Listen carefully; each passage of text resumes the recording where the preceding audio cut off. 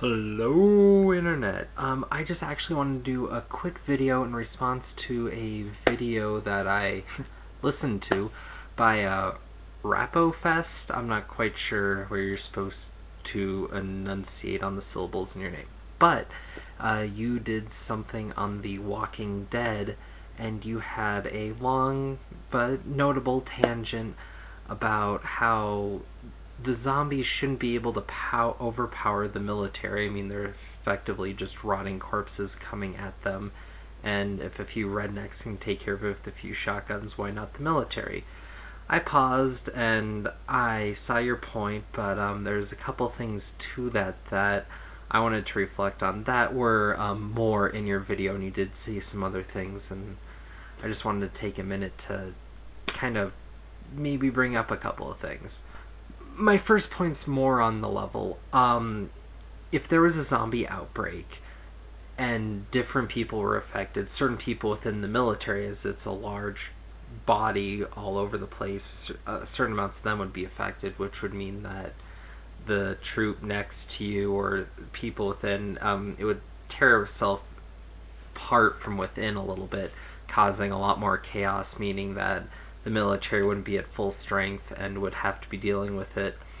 in the same way as effectively the rednecks are, shooting and moving on and then trying to contain the situation. And since it's a military body governed by the government,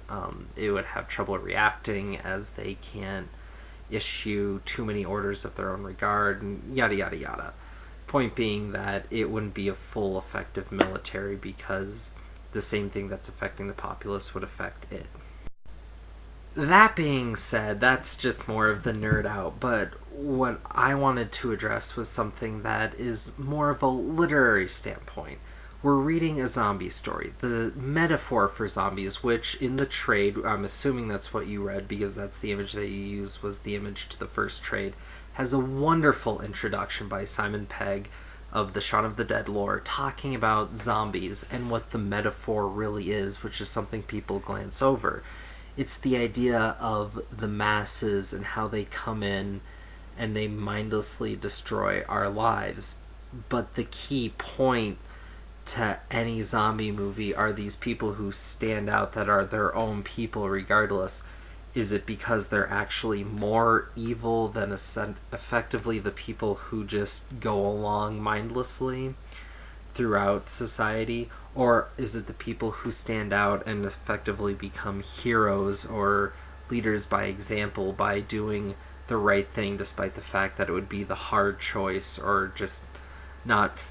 falling into insanity due to the situation? What's also interesting about The Walking Dead, and I know you, like many others, feel zombies are rote or overused, and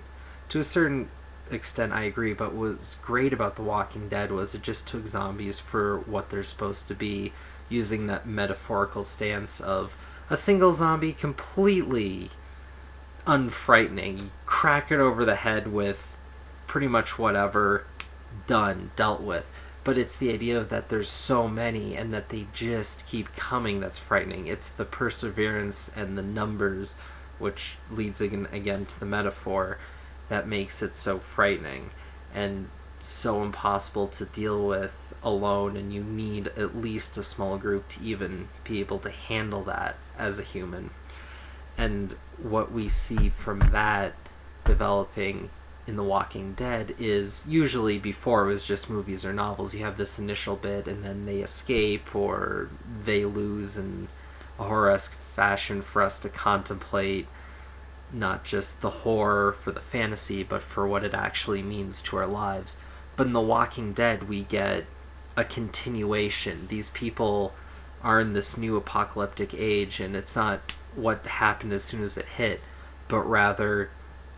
what they have to go through, what the day-to-day lives mean. And when you keep reading The Walking Dead, for long periods of time, you'll see that really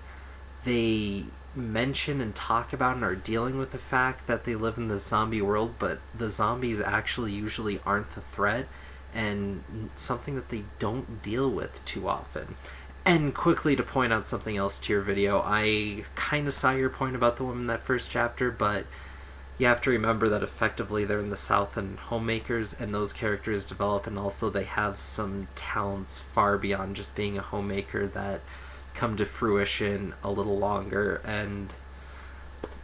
you are reading a serial installation, and I think to take the first trade of something so renowned and to not even